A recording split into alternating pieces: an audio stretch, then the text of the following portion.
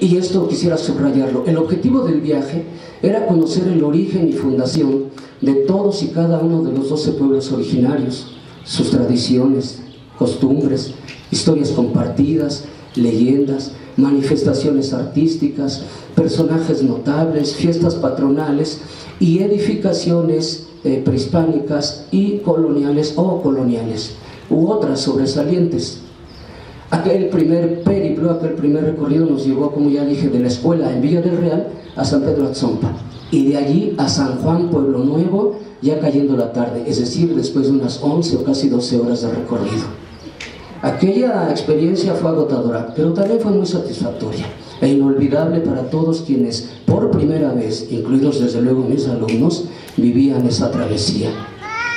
No voy a describir desde luego los 5 recorridos subsecuentes que han seguido el mismo itinerario de San Pedro Atzompa a San Juan Pueblo Nuevo. Ahora verán cómo ha sido el recorrido. Salvo que en el más reciente, el 12 de julio del 2017, incluimos en el recorrido el Museo de Aviación de la Base Aérea de Santa Lucía, cosa que no habíamos hecho en los 5 recorridos anteriores, y donde fuimos recibidos, por cierto, con una notable amabilidad de parte de los militares encargados del museo, y la pasamos bastante bien. Procedo a destacar algunos atractivos turísticos comunes a todos los pueblos, como lo son sus notables templos católicos de origen colonial.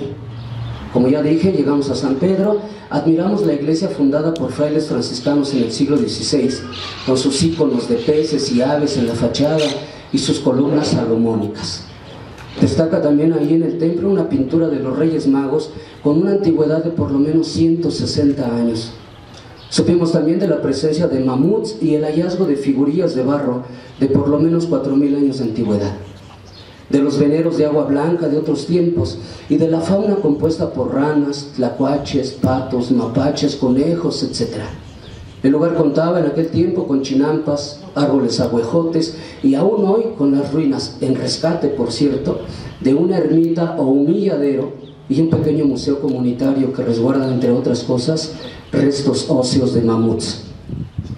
De ahí a Santa María Osumbilla, que dicho sea de paso es tierra de presidentes y presidentas municipales, a lo menos 6 en la época reciente.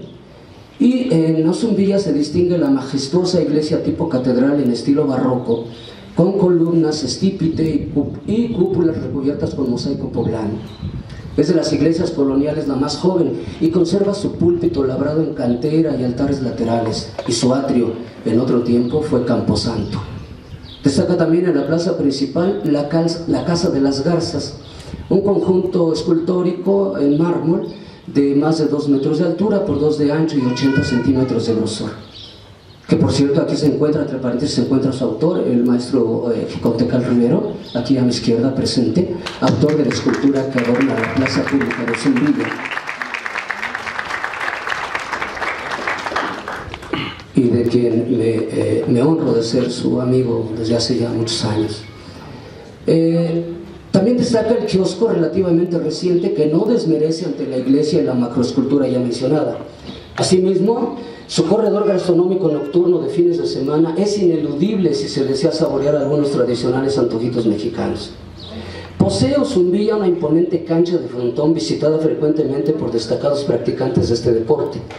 Y como hecho muy destacable, diría yo, de Osumbilla, debemos recordar que Osumbilla fue cabecera del municipio de Reforma durante los últimos 25 años del siglo XIX, es decir, durante más de las 2/3 partes del régimen de Porfirio Díaz, y que celebra desde hace mucho las fiestas de la Virgen de la Candelaria el 2 de febrero y la Asunción de María el 15 de agosto de cada año. De ahí nos fuimos a San Francisco Cuautliquisco, que cuenta con su templo, huerto y sacristía trazados por franciscanos en el siglo XVI y cuya cruz atrial representa la pasión de Cristo.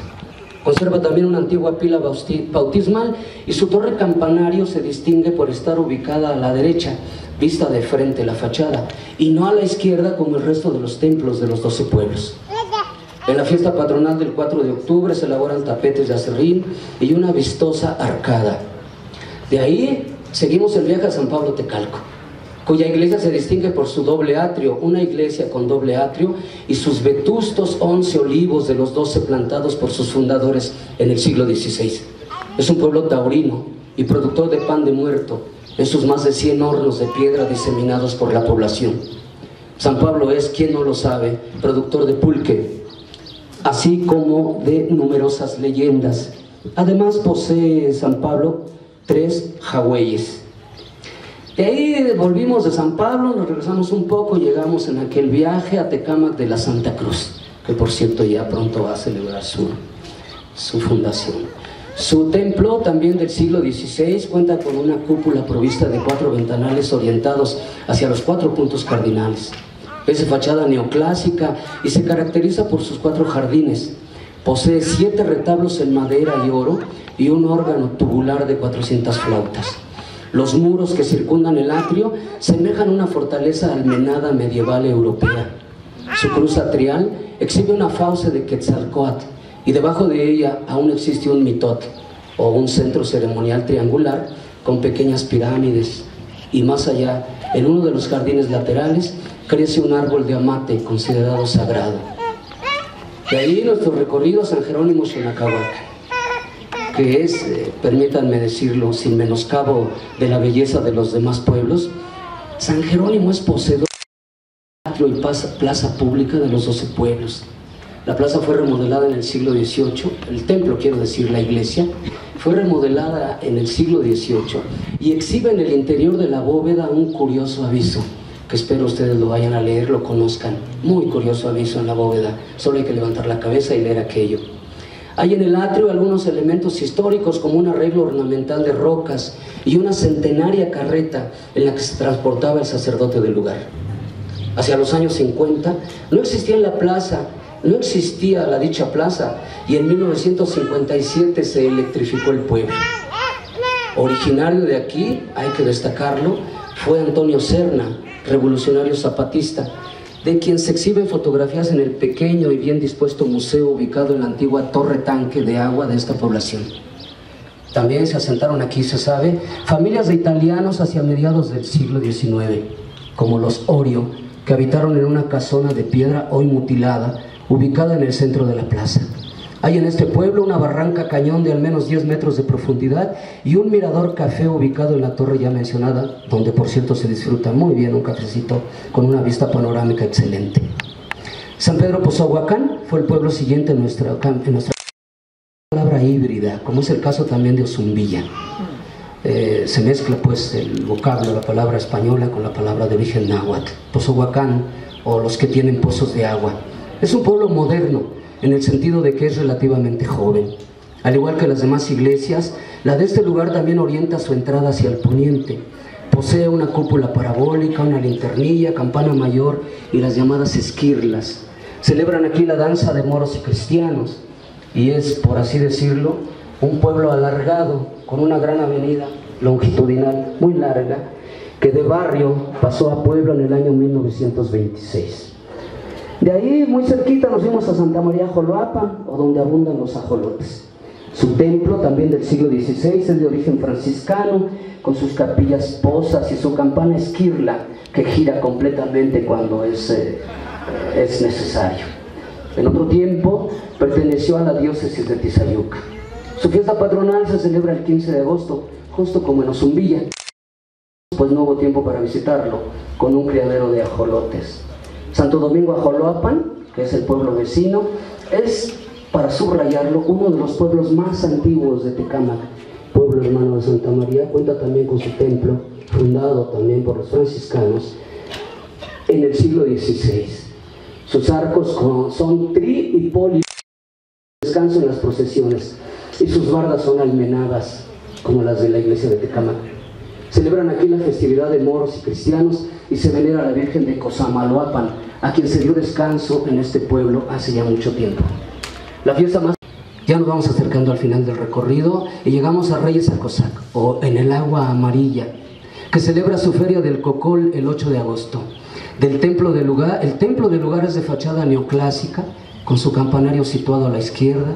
Se fundó en el siglo XVI, como casi todos, hacia el año 1530. Sus arcos exhiben arabescos y cuenta con una arcada real. En el año 1948, y esto le da celebridad al pueblo, se filmó aquí la película Juan Charrasqueado. Su tianguis de los jueves es famoso en la región por comerciarse en él todo tipo de animales de granja. Acosac fue fundado por una familia de apellido Meléndez, originaria de Chiconcuac. De ahí a San Lucas Holox. Aquí se venera a San Lucas Evangelista, quien porta libro, pluma y un atributo, y su atributo que es un toro. La fachada del templo muestra figuras geométricas y vegetales, pero no animales ni personas.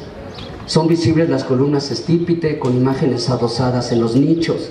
Sobresale la representación de Mestli y Tonatiuh, luna y sol, evocando lo prehispánico, y estilizados la luna y el sol españoles.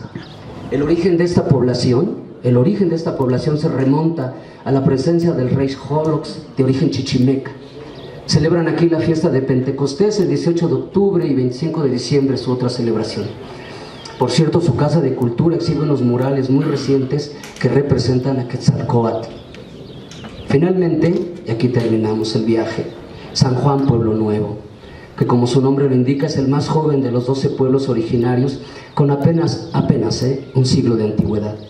Su iglesia es imitación estilo neoclásico del siglo XX y cuenta con 2 torres campanario. Fue construida con piedra y ladrillo sin aplanar, y durante la Revolución Mexicana, campesinos de otro lugar trajeron aquí a San Juan Bautista. Son comunes aquí los bicitaxis y más recientemente los mototaxis, que no hay en los demás pueblos. Se baila aquí la danza de los arcos y se han encontrado en este lugar también restos de mamut. Así terminamos el périplo, el viaje, la travesía con nuestros muchachos y que hemos hecho durante 6 años, siempre iniciando en San Pedro Atzompa, al despuntar la mañana, como dice en la canción, y concluimos ya al caer la tarde-noche en San Juan Pueblo Nuevo. Es esta mi aportación a ustedes, es esta mi